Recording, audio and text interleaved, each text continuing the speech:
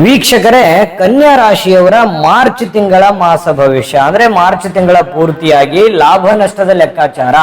ಈ ವರ್ಷ ಈ ಒಂದು ತಿಂಗಳಲ್ಲಿ ಯಾವೆಲ್ಲ ಒಳ್ಳೆ ಫಲ ಇದೆ, ಏನು ಕೆಟ್ಟ ಫಲ ಇದೆ, ಯಾವ ಎಚ್ಚರಿಕೆಗಳನ್ನ ಅನುಸರಿಸಬೇಕು,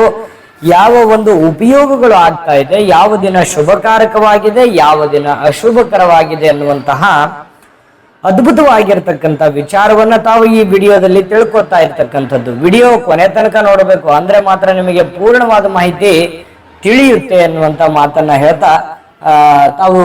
ವಿಡಿಯೋ ಸ್ಟಾರ್ಟ್ ಮಾಡ್ಬೇಡೋಣ. ನೀವು ಇದೇ ಫಸ್ಟ್ ಟೈಮ್ ನಮ್ಮ ಚಾನಲ್ ನೋಡ್ತಾ ಇದ್ರೆ, ಬಹಳ ದಿನಗಳಿಂದ ಚಾನಲ್ ನೋಡ್ತಾ ಇದ್ದು ತಾವು ಸಬ್ಸ್ಕ್ರೈಬ್ ಮಾಡ್ಕೊಂಡಿಲ್ಲವಾದ್ರೆ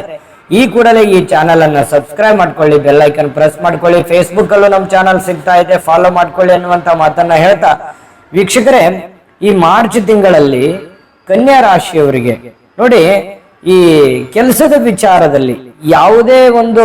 ಸರ್ಕಾರಿ ಇರ್ಬೋದು, ಅರೆ ಸರ್ಕಾರಿ ಇರ್ಬೋದು, ಅಥವಾ ನೀವು ಯಾವುದೋ ಒಂದು ಖಾಸಗಿಯಲ್ಲಿ ನೀವು ಕೆಲಸ ಮಾಡ್ತಾ ಇದ್ದೀರಿ ಅಂತಂದ್ರೆ, ಅಥವಾ ಇನ್ನಿತರ ಯಾವುದೇ ಒಂದು ಕೆಲಸ ಕಾರ್ಯಗಳು, ಎನಿವನ್ ಯಾವುದೇ ಒಂದು ಕೆಲಸ ಕಾರ್ಯಗಳಲ್ಲಿ ವಿವಾದಗಳಿದ್ರೆ, ಕಾಂಪಿಟೇಷನ್ಗಳಿದ್ರೆ, ಗೊಂದಲಗಳಿದ್ರೆ, ತೊಂದರೆಗಳಿದ್ರೆ, ಆ ಎಲ್ಲ ತೊಂದರೆಗಳಲ್ಲಿಯೂ ಕೂಡ